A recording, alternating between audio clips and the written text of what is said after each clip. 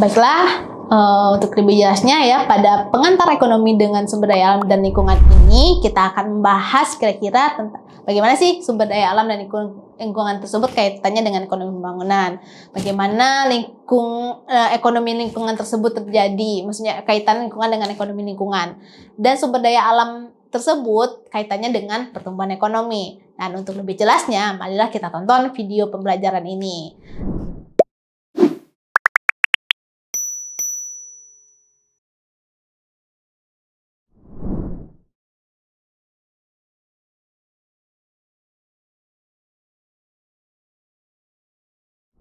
Halo, Assalamualaikum warahmatullahi wabarakatuh. Bertemu lagi dengan saya, Ulia Fidriza SE MSc, selaku salah satu dosen pengampu untuk mata kuliah Ekonomi Sumber Daya Alam dan Lingkungan pada Fakultas Ekonomi dan Bisnis UPN Veteran Jakarta pada Prodi S1 Ekonomi Pembangunan. Baiklah, berikut adalah video pembelajaran kita yang pertama untuk pertemuan yang pertama. Pada topik pembahasan adalah kita akan mengenal ya, atau pengantar ya, bagaimana hubungan ekonomi dengan sumber daya alam dan lingkungan ya. Nah, baiklah, untuk mempersingkat waktu, marilah kita lihat ya apa saja sih yang kita akan pahami atau kita pelajari pada pertemuan yang pertama kali ini. Nah, pada bagian pengantar ekonomi atau pengantar ekonomi dengan sumber daya alam dan lingkungan ini, kita akan melihat ya, kira-kira sumber daya alam dan lingkungan dan ekonomi, apa hubungan antara sumber daya alam, lingkungan, dan ekonomi pembangunan ya.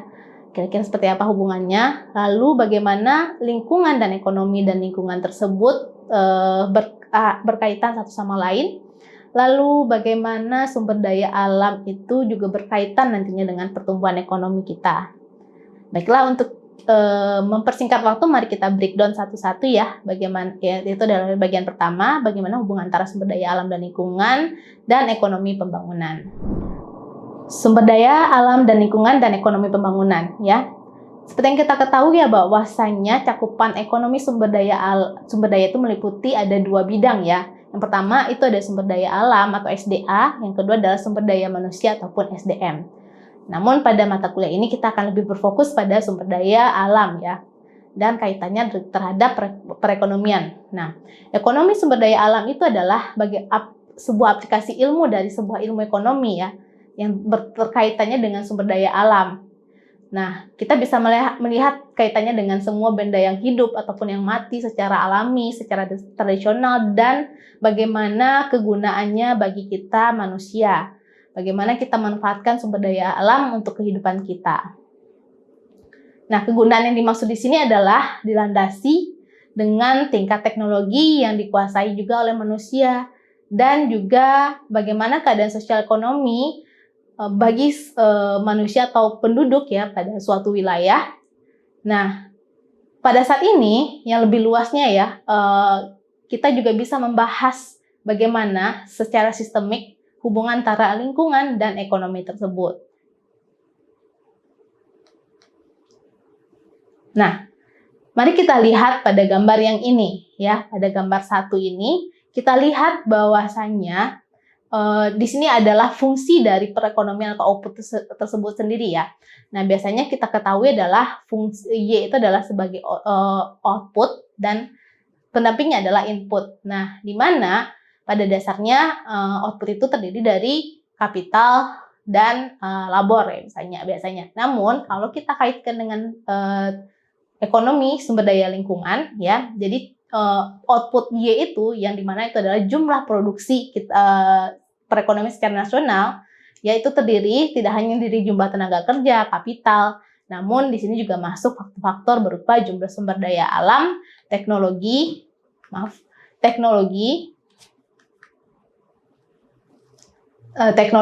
dan juga faktor sosial lainnya.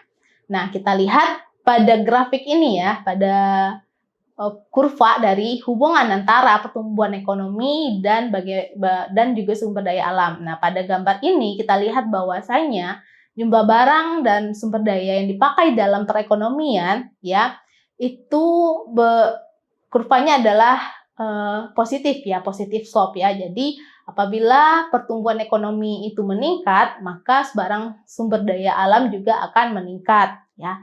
Jadi mereka mempunyai keterkaitan atau positif, hubungan yang positif. Nah, lalu kita lihat lagi kaitannya dengan hubungan antara tingkat pertumbuhan dan tingkat pencemarannya. Nah, namun ini juga sebenarnya mempunyai hubungan yang positif ya, bahwasanya pencemaran udara atau pencemaran lingkungan itu ada kaitan yang positif terhadap tingkat pertumbuhan ekonomi. Nah, apabila ya kalau digambarkan pada kurva ini ya, pada teori ini, apabila pencemaran itu meningkat, maka diasumsikan bahwasanya pertumbuhan ekonomi ya itu semakin tinggi. Kenapa pertumbuhan ekonomi semakin tinggi? Berarti pada suatu daerah tersebut sumber dayanya akan semakin berkurang ya karena tingginya pencemaran tersebut. Tuh. Nah, jadi bagaimana ya kurva ini adalah menunjukkan bahwasanya jumlah persediaan sumber daya alam merupakan fungsi dari pertumbuhan ekonomi ya. Jadi semakin cepat pertumbuhan ekonomi suatu wilayah akan semakin menipis tersedianya sumber daya alam. Kenapa? Karena terlalu banyak eksploitasi tersebut. Nah, itu kaitannya juga terhadap pencemaran udaranya. Jadi berarti semakin banyak dieksploitasi, berarti tingkat pencemaran udaranya semakin juga meningkat. Nah, kita lihat bagaimana siklusnya ya antara hubungan antara jumlah penduduk, pertumbuhan ekonomi, barang, sumber daya alam, dan lingkungan. Ya, bagaimana jumlah penduduk dan pertumbuhan ekonomi itu adalah kaitannya terhadap barang dan jasa. Ya, dimana apabila penduduknya meningkat, ya maka konsumsi barang dan jasa akan meningkat dan juga akan meningkatkan dari pertumbuhan ekonomi. Namun tidak lepas dari hal itu, pencemaran lingkungan, eksploitasi sumber daya alam juga akan diiringi dengan peningkatan dari jumlah penduduk tersebut. Nah, maka dari itu semakin banyak penduduk di suatu wilayah atau suatu daerah, maka biasanya pertumbuhan ekonominya semakin maju. Namun kita sayangkan di sana biasanya sumber daya alamnya itu sumber daya alam semakin berkurang atau semakin langka dan menyebabkan jadinya namanya pencemaran lingkungan. Nah, lalu poin yang kedua yang kita bahas dalam pertemuan yang pertama ini ya, kaitan dari lingkungan dan ekonomi lingkungan tersebut ya. Apa ekonomi lingkungan itu ya? Kita definisikan sebagai studi tentang dampak yang tidak diinginkan lalu atau tidak diketahui dari adanya suatu pilihan tentang penggunaan sumber daya alam. Jadi kita asumsikan ya bahwasanya kita tidak ingin nih sumber daya alam ini tereksploitasi secara berlebihan. So, lalu pilihan untuk pengambilan keputusan tersebut misalnya antara keperluan tidak ada habisnya untuk menyediakan kebutuhan pangan dan keperluan untuk memelihara, melestarikan, menciptakan suatu kualitas kehidupan yang tertentu. Jadi mereka biasanya akan mengeksploitasi lingkungan tersebut ya demi kepentingan mereka, tanpa mempedulikan bentuk pemeliharaannya, melestarikannya, atau menciptakan kualitas dari lingkungan yang sehat. Nah, lalu bagaimana peran dan fungsi lingkungan itu sebenarnya? Ya, di sini ada 3 peran dari fungsi lingkungan ya. Yang pertama itu sebagai sumber bahan mentah ya. Nah, bagaimana cara mengukur dari kelangkaan sumber daya alam ya? Dengan hasil fungsi lingkungan yang tidak dapat dilaksanakan secara efisien dapat dilakukan dengan cara melihat apakah biaya produksinya meningkat atau semakin mahal. Jadi biasanya kalau suatu daerah atau wilayah tersebut kelangkaan sumber daya atau sumber daya alamnya menipis, maka dia akan membutuhkan biaya produksi yang meningkat atau yang semakin mahal. Nah, maka dari itu sumber bahan mentahnya pun berarti semakin langka juga kan. Lalu yang kedua adalah lingkungan sebagai asimilator ya. Fungsi lingkungan itu juga sebagai asimilator. Jadi sebagai asimilator itu jadi dari lingkungan itu juga kita mampu mengolah limbah ya hasil dari sumber daya tersebut sehingga tidak terjadi pencemaran lingkungan. Bagaimana suatu daerah bisa memanfaatkan limbah dari hasil sumber daya alam tersebut dengan baik. Nah, Adapun maksud dengan pencemaran lingkungan itu adalah terdapat pada Undang-Undang Republik Indonesia pada nomor 23 tahun 97 tentang bagaimana caranya pengelolaan lingkungan hidup ya. Di sini kaitannya adalah terhadap makhluk hidup, zat energi atau komponen lain ke dalam lingkungan atau perubahan tatanan lingkungan oleh kegiatan manusia. Nah, maka itu lingkungan ini sebagai asimilator perlu memperhatikan hal-hal tersebut. Ya, hal-hal tentang kaitannya dengan pengolahan limbah yang baik dan benar. Selain itu, lingkungan juga sebagai sumber hiburan atau kesenangan ya.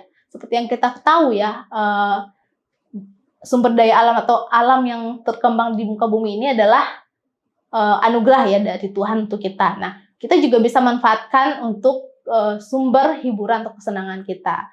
Nah, pada umumnya orang juga memanfaatkan itu untuk sebagai objek wisata ya, atau untuk ya rata-rata untuk hiburan kesenangan itu adalah sebagai objek wisata. Jadi mereka juga memanfaatkan fungsi lingkungan tersebut. Namun dengan catatan ya, kita menggunakan lingkungan sebagai sumber hiburan atau kesenangan harus memperhatikan juga kelestarian dari lingkungan tersebut. Nah, lalu bagaimana produksi barang dan jasa ya? Kaitannya dengan produksi barang dan jasa, maka biasanya kita akan melihat seberapa cepat pertumbuhan ekonomi yang diinginkan ya dari aktivitas eksploitasi dari sumber daya alam, lalu bagaimana bentuk pertumbuhannya, siapa yang harus membayar biayanya ya. Nah, dalam kaitannya dengan pertanyaan itu, maka bahwa sumber daya alam yang sifatnya tidak dapat diperbaharui seperti minyak bumi, batu bara, dan mineral dan ada juga sumber daya alam yang dapat diperbarui seperti air, hutan, dan sebagainya. Maka dari itu kita harus membedakan dari kedua sifat sumber daya alam tersebut, yang diperbarui ataupun yang tidak dapat diperbarui. Nah, lalu yang terakhir adalah sumber daya alam dan pertumbuhan ekonomi.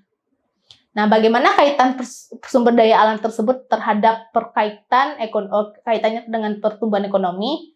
Nah, kita lihat awalnya dulu bagaimana hubungan antara isu lingkungan dengan perilaku ekonomi secara makro.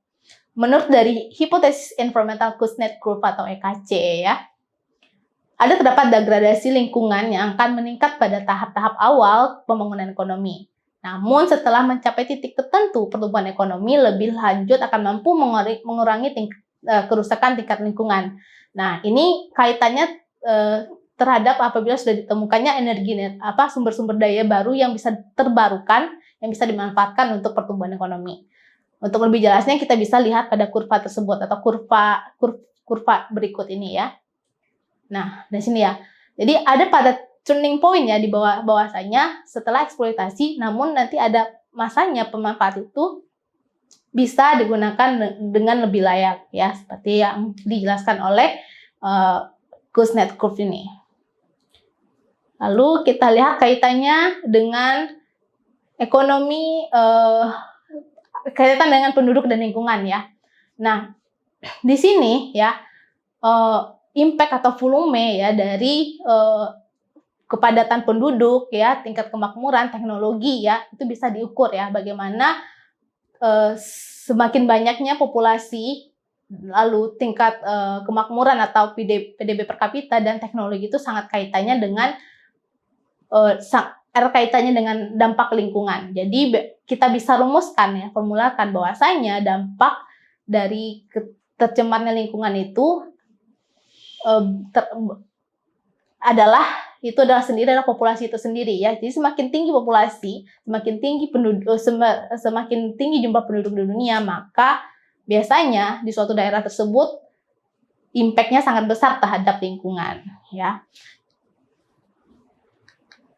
Nah, baiklah, jadi sekian dulu ya video pembelajaran kita tentang pengenalan bagaimana hubungan antara sumber daya alam lingkungan dan ekonomi pembangunan. Jadi ekonomi lingkungan itu kesimpulannya adalah sangat berperan penting dalam perancangan kebijakan publik untuk perbaikan kualitas lingkungan, sehingga kita tidak mengeksploitasi lagi sumber daya alam secara berlebihan. Lalu kebijakan yang berkaitan dengan lingkungan harus dirancang seefektif dan seefisien mungkin agar kembali lagi tidak terjadi eksploitasi lingkungan secara berlebihan. Sehingga perancangan kebijakan lingkungan menjadi semakin kompleks dan juga harus melibatkan proses politik yang cukup bagus. Nah, jadi sebelum kita akhiri video pembelajaran ini, saya akan meninggalkan post-test. Coba kalian jelaskan kembali tentang peran lingkungan dan sumber daya alam dalam kaitannya dengan pembangunan ekonomi. Bagaimana hubungan mereka berdua.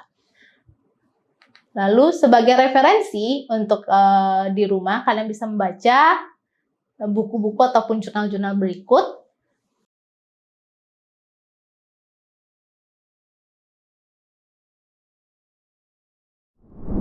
Oke, terima kasih. Sekian dulu video pembelajaran dari saya untuk pertemuan yang pertama ini. Kita bertemu lagi pada video pembelajaran berikutnya.